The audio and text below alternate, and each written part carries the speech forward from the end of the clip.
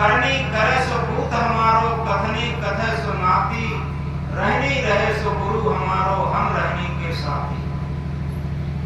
जो केवल ज्ञान की बातें कहता है करता नहीं, मौके पड़े लबार, ऐसे लोग धक्का खाएंगे साईं के दरबार।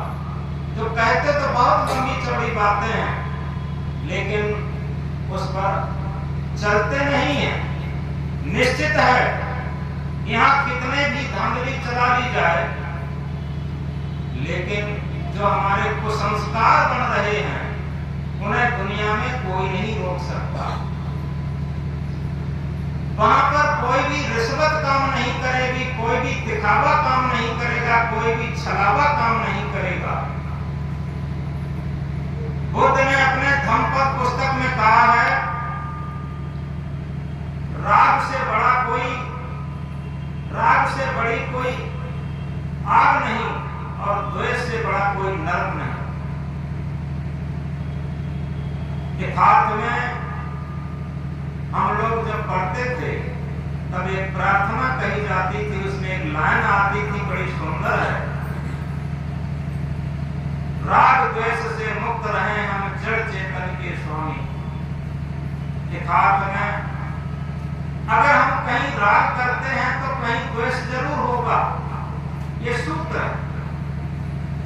और जो सच्चा प्रेम होता है वो आत्मीयता का होता है, वहां राग द्वेष नहीं होता, छल कपट नहीं होता, धूर्ताई नहीं होती, खराई नहीं होती।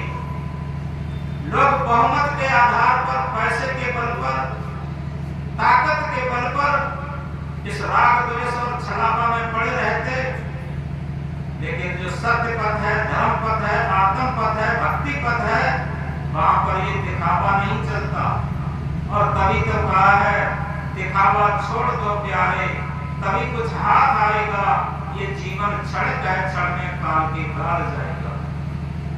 जितना हम धर्म के नाम पर, भक्ति के नाम पर दिखावा करते हैं, यही सबसे बड़ा छलावा है, अपने साथ भी और दूसरे के साथ भी।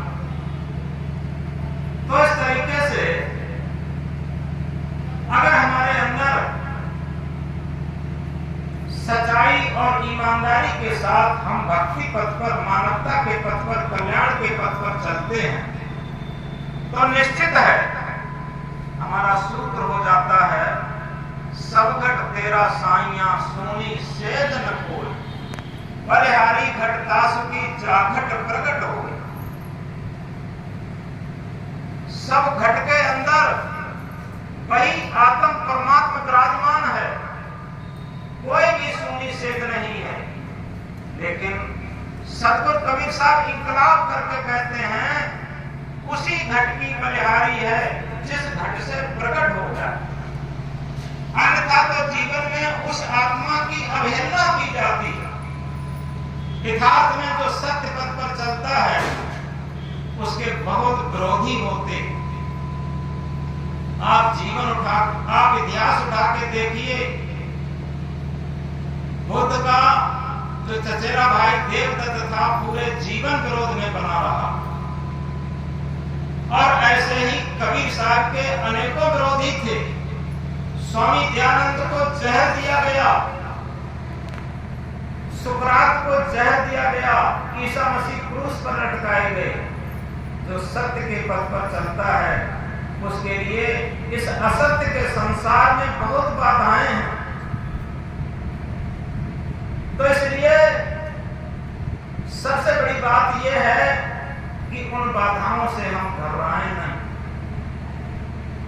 जब उन बाधाओं से हम घबराएंगे नहीं, तो बुद्ध ने ही एक जगह लिखा है अपनी धम्मपद पुस्तक में कि जो निर्दोष को दोष लगाता एवं उसके प्रति ईर्ष्या करता, निश्चित है उसे कहीं न कहीं बहुत बड़ा उसका परिणाम भोगना पड़ता है। इसलिए सबसे बड़ी बात यह है, सतगुरु कबीर साहब एक महामंत्र में कहते हैं, वो तो वैसा ही हुआ, तू मत हो अयान, वह निर्गुणिया तू गुणवंता मत एक में शान। दुनिया बहुत बड़ी है, किस किसके पीछे लगा जाए। सबसे बड़ी बात यह है, क्या हम अपना सुधार कर रहे हैं, क्या हम स्वयं अपनी भक्ति कर रहे हैं, क्या हम स्वयं अपने कल्याण के पथ पर चल रहे हैं, सत्य के पथ पर चल रहे हैं, आत्मा के पथ पर चल रहे हैं। ये जीवन की सबसे बड़ी जीत है। अन्यथा तो उस तरीके से हो जाता जैसे एक गांव के बाहर एक पुलिया बनी थी सड़क पर, वहां से वहां पर एक आदमी बैठता था।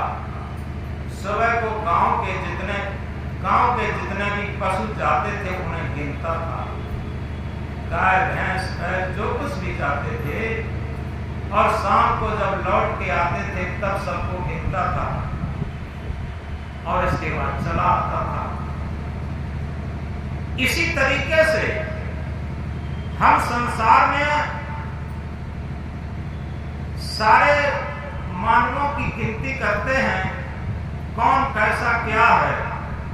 ये सब उसी प्रकार है जैसे वो गांव के बाहर बैठ करके गिनती करता है, आखिर उसे कुछ नहीं मिलता। इसीलिए हम एक महामंत्र बहुत बार कहा करते हैं, झांक रहे सब इधर उधर, अपने अंदर झांके कौन। झांक रहे सब इधर उधर, अपने अंदर झांके कौन। दुनिया सुधरे सब चिल्लाते, निज को आज सुधारे कौन। पर उपदेश कुशल बहुते रे, पर उपदेश कुशल बहुते रे, निज पर आज विचारे कौन। निज पर आज विचारे कौन।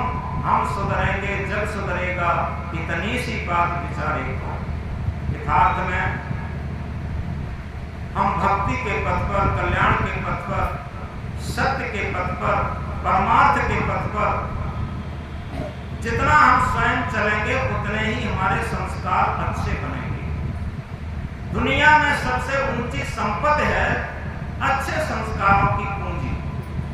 और इसीलिए कहा, संग चले सोई धनाय प्यारे, छूट जाए सोई माया। जो हमारे साथ जाने वाली अच्छे संस्कारों की पूंजी है, वही सच्चा धन है। और जो चीजें यहाँ पर छूट जाती हैं, शरीर से लेकर, सगे संबंधी से लेकर, मित्र मंडली से लेकर, जो कुछ भी चीजें छूट जाती हैं वो सब माया के अंतर्गत आती हैं।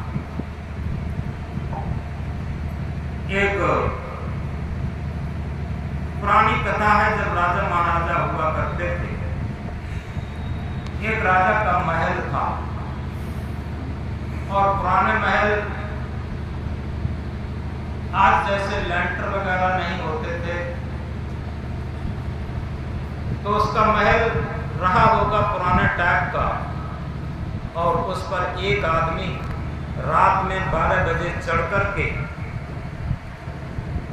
आवाज कर रहा था, धम-धम की उसकी पैरों की आवाज हुई। राजा जागा। जब राजा जागा तो बाहर निकल के आया। उसने कहा कि छत पर कौन है, धम-धम की आवाज कौन कर रहा। उस व्यक्ति ने कहा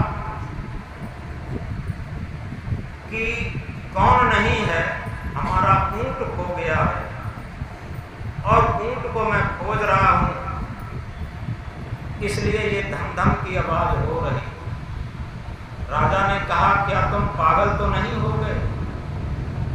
कहीं तुम्हारा ऊंट राजमहल की छत पर कहां से आ गया? तो उस व्यक्ति ने कहा कि हम ही पागल नहीं है, पागल तो तुम भी हो। तुम इस धन दौलत, महल, मकान, पद, प्रतिष्ठा में सुख शांति को खोज रहे हो। अगर हमारा ऊंट यहाँ नहीं मिलता तो तुम्हें सुख शांति भी यहाँ नहीं मिल सकती। इतनी बात कह करके वो व्यक्ति वहां से चला गया। राजा ने बात समझी। उसने कहा कि निश्चित है ये कोई व्यक्ति नहीं होगा, ये कोई सच्चा फकीर रहा होगा। जो हमें जगाने के लिए आया। और आधी रात की बात थी, आधी रात को राजा को चैन नहीं आया, नींद नहीं आई। वो विचार करने लगा कि बात तो बिल्कुल सही है। जन्म से लेकर आज तक जिस सुख के लिए हम लालायत रहे, जिस सुख के पीछे हम घूमते रहे, निश्चित है वो सुख कूलर का फूक रहा। और वही हुआ। सुबह को ब्रह्म मुहूर्त बेला में राजा राजमहल छोड़ करके और चला गया उस शांति की खोज में, उस सत्य की खोज में, उस आत्म परमात्मा की खोज में। तो इसलिए जब हम अपने ऊपर इन चीजों को समझते हैं कि हम कितना अपने अंदर गलतियों को पाले हैं, कितना छल कपट करते हैं, कितनी बेईमानी, धूर्ताई, ठगाई करते हैं, तब समझ में आता है। और तभी हमारी आत्मा के अंदर कचोटन पैदा होती है। और उस कचोटन में अगर हम जाग जाते हैं तो निश्चित है हमारे अंदर से दुर्गुण निकलना शुरू हो जाती, बुराइयां निकलना शुरू हो जाती, हमारी भक्ति शुरू हो जाती, हमारा भजन शुरू हो जाता और हमारे अंदर मानवता का प्रादुर्भाव हो जाता। जिस मानवता के लिए ये सारे शास्त्र बने, जिस मानवता के लिए ये धर्म, सारे तीर्थ व्रत पूजा पाठ बने, वो सारी मानवता तभी आ पाती है जब हम अपने अंदर के विकारों को देखना शुरू करते हैं। यथार्थ में हमारे जीवन की गहराई तभी आ पाती है जब हम बाहर से मुड़ करके अपने अंदर देखना शुरू करते हैं। क्योंकि सत्य की गहराई सत्यता से ही देखी जा सकती, असत्यता से नहीं। और इसीलिए कहा, इन आंखों से हर नहीं देखे नैन तीसरा खोल, प्यारे सद्गुरु सद्गुरु को। यथार्थ में हम इन आंखों से, और इसीलिए कहा जाता है कि कानों का सुना हुआ और आंखों का देखा हुआ भी कभी कभी असत्य हो जाता। इसलिए जो आत्मा के तल पर, विवेक के तल पर जो बात ठहरती है वही सत्य होती। क्योंकि आंखों का देखा हुआ ये सारा संसार बुढ़ापे में असत्य हो जाता। और जिसे हम अपना मानते, जब हमारे वृद्ध अवस्था आ जाती है, जर्जर अवस्था आ जाती है, स्वार्थ नहीं चला पाते हैं, तब ये सारी दुनिया वीरानी नजर आने लगती, ये सब बदल जाती है। क्योंकि आंखों से जो देखा था, कानों से जो सुनते हैं, वो सब झूठा नजर आने लगता। सदगुरु श्री अभिलाष साहब ने एक जगह लिखा है कि आदमी प्लाट खरीद के जब मकान और महल बना लेता है, तब अपने मन में गुरगुरी मांगता है कि हमने बहुत ऊंचा महल बना लिया, बहुत ऊंचा मकान बना लिया। लेकिन वही कुछ दिनों के बाद जब उसके नाती पोते हो जाते हैं, तब वो नंबर 2 का आदमी हो जाता। उसका उस पर कोई अधिकार नहीं रहता। जिसने बनाया उसका कोई अधिकार नहीं, और जिसने नहीं बनाया उसका पूरा अधिकार हो जाता। तब जो वृद्ध लोग हैं, अगर कोई बात भी कह देते हैं तो उनकी सही तरीके से बात सुनी नहीं जाती, सही तरीके से बात मानी नहीं जाती। इस तरीके से ये बात आंखों से देखी हुई और कानों से सुनी हुई बात झूठी उस टाइम लगती, पहले नहीं लगती। जब जर्जर अवस्था आ जाती है, वृद्ध अवस्था आ जाती है, तब ये सब झूठा नजर आने लगता।